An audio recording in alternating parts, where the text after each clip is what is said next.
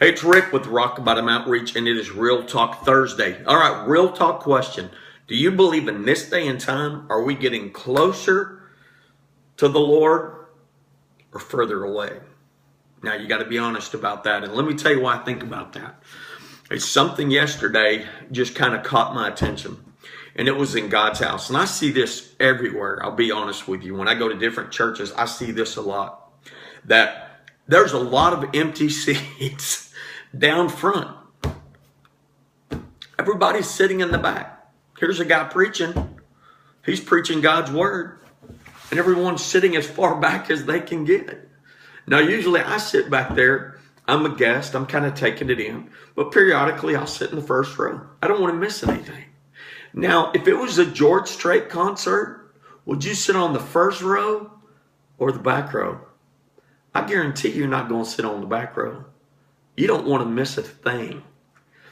And it reminds me of the lady that touched the hem of Jesus's garment. She was sickly, sick for 12 years, bleeding. And she knew, like, man, if I could just touch his garment. And so it talks about in the book of Mark, actually, when, and it says right here, a large crowd followed and pressed around him. Okay, so it was a crowd.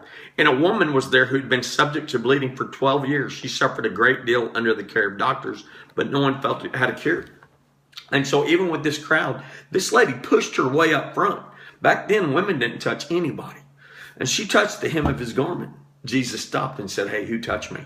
Out of all these people, her faith, because of her faith, she knew if she could just touch Jesus' garment, he would heal her. And he did. Because God, her faith was honored. But again, in this day and time, we got to get back to some conviction. And in the movie 7 Days in Utopia, Robert Duvall told the guy, the first thing you have to do is find conviction. Some conviction, or you'll be swayed too easily. And that's true.